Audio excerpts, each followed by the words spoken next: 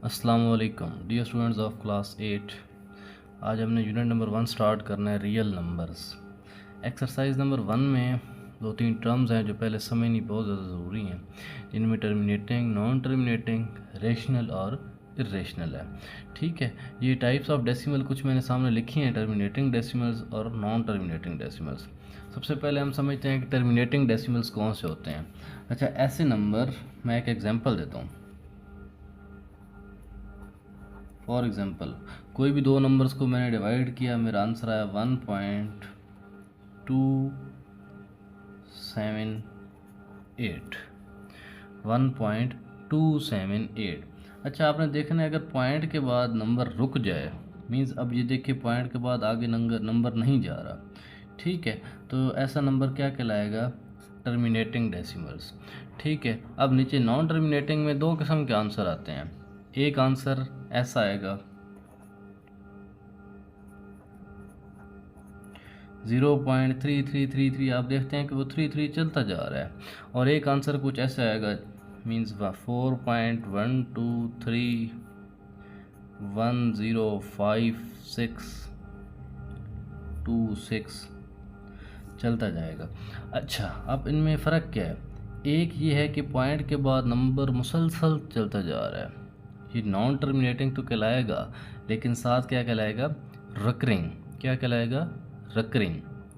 जो पॉइंट के बाद नंबर रुक जाएं, 2 आएँ, 3 आएँ, 4 आएँ, 5 आएँ, 6 आएँ, लेकिन रुक जाएं, तो वो क्या कहलाएंगे? टर्मिनेटिंग।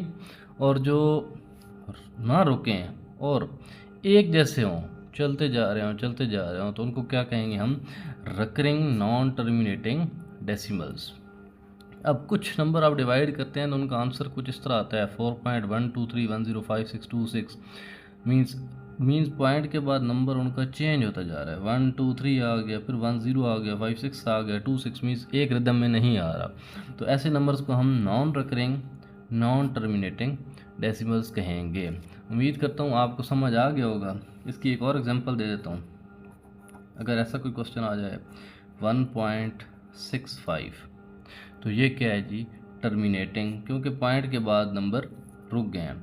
लेट्स सपोज 0.4444 चलता जा रहा है, तो ये क्या कहलाएगा? Recurring non terminating. अब एक और आ जाता है 1.752349 चलता जा रहा है, तो ये भी क्या कहलाएगा? नॉन रिकरिंग और नॉन टर्मिनेटिंग। अब मैं आपको एक कंसेप्ट समझाने लगा हूँ रेशनल और इरेशनल का। बहुत ही आसान सा है।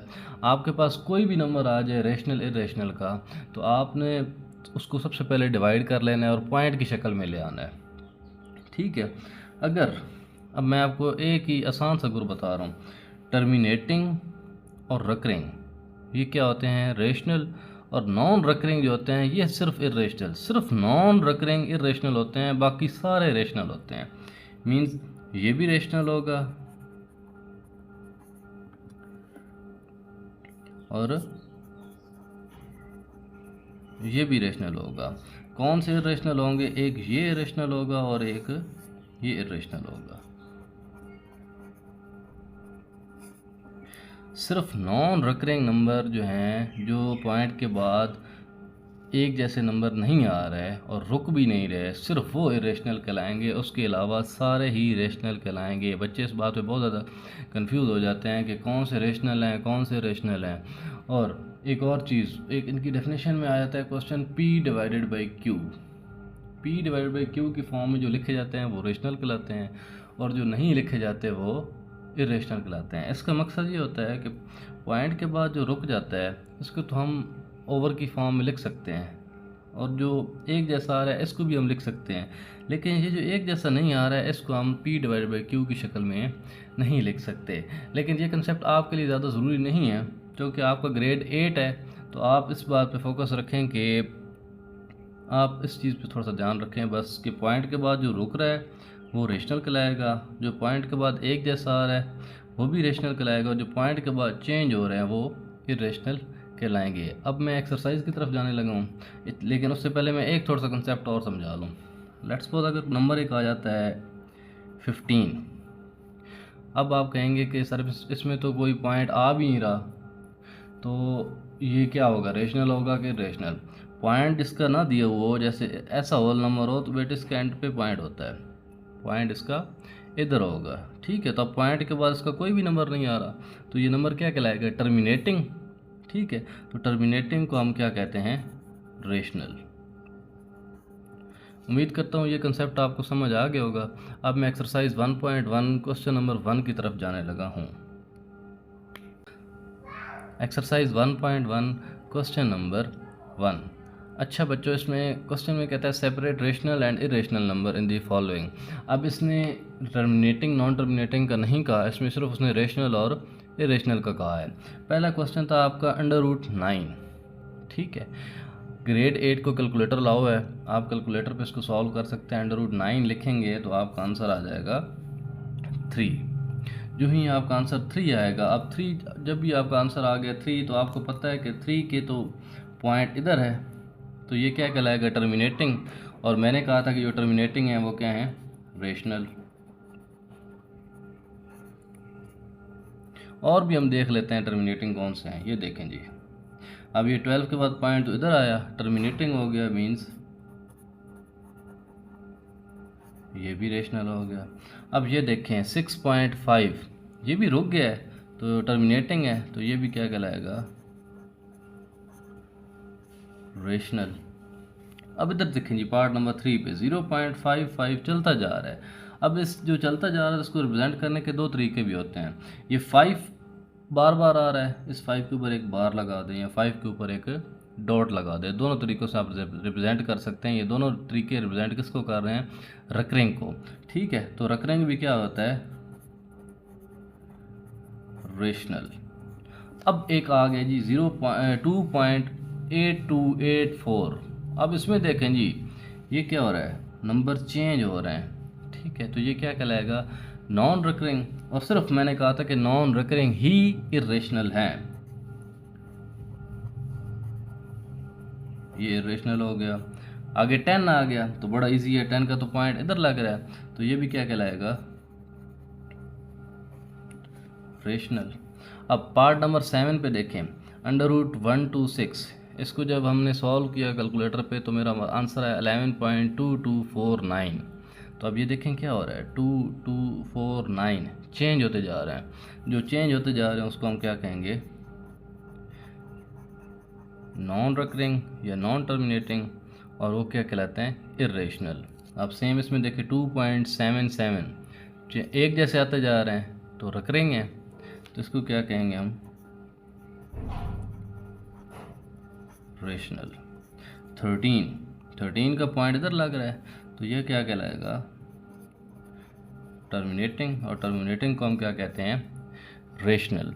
अब 5.099, इसका मतलब ये है कि ये नंबर चेंज होते जा रहे हैं, तो इसमें हम क्या कहेंगे कि ये क्या है जी, नॉन रिकरिंग और इरेशनल। उम्मीद करता हूँ आपको क्वेश्चन नंबर 1 समझ आ गया होगा और इसको कॉपी भी कर लीजिएगा।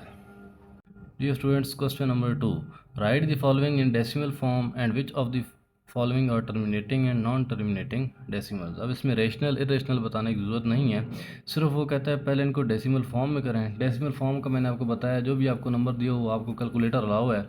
अब पहला क्वेश्चन है 4/9।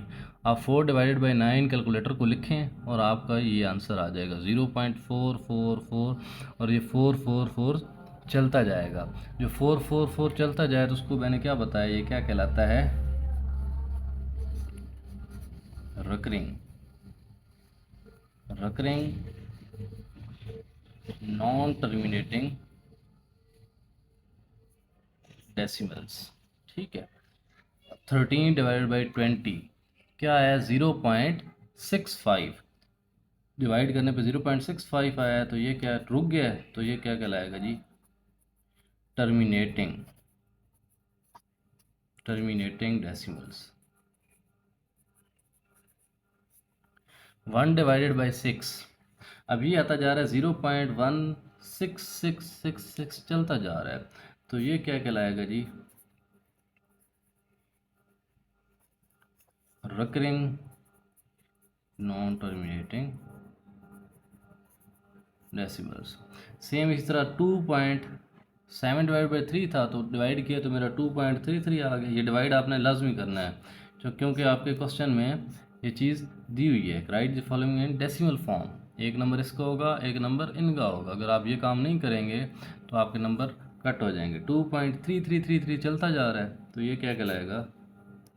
रिकरिंग।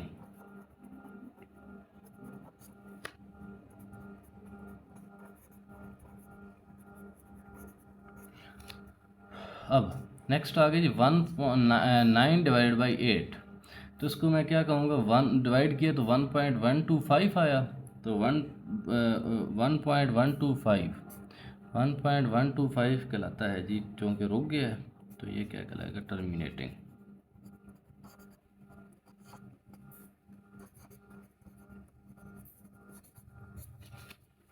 Next question 1.625। अब 1.625 में बेटा देखें कि क्वेश्चन पॉइंट के बाद नंबर रुक गया है तो ये क्या कहलाएगा? Terminating decimals. नेक्स्ट 0.7333 चलता जा रहा है तो जो चलता जाए उसको हम क्या कहते हैं? Recurring non terminating decimals. अब नेक्स्ट है 0.63636363। क्वेश्चन हमारा था 7/11, उसको डिवाइड किया तो मेरा आंसर ये आया। अब इसको 63 रिपीट हो रहा है। अब बच्चे इधर भूल जाते हैं कि 63 2 दफ़ा आ गया, शायद ये नॉन टर्मिनेटिंग है। नो, 63 आ रहा है। कोई भी चीज़ रिपीट हो रही हो, 63 मीन्स ये रिपीट हो रहा है। ये देखिए मैंने बार भी लगा दिया और दोनों पे डॉट भी लगा दिया है तो ये क्या कहलाएगा? Recurring non terminating decimals. उम्मीद करता हूँ आपको ये क्वेश्चन नंबर 2 भी समझ आ गया होगा। Question number 3, name the type of following decimal. Type का मतलब टर्मिनेटिंग बताएं, रिकरिंग बताएं या नॉन रिकरिंग बताएं। आगे state whether they are rational और इरेशनल, और फिर बताएं कि ये रेशनल हैं या इरेशनल हैं। अच्छा 1.2578 तो देखने से पता चल रहा है ये क्या है जी? Terminating decimals. आप पूरा लिख लीजिएगा। और आपको पता है जो टर्मिनेटिंग डेसिमल्स हो वो क्या कहलाते हैं? Rational numbers. नेक्स्ट 0.3333 चलता जा रहा है। जो चलता जाए उसको हम क्या कहते हैं?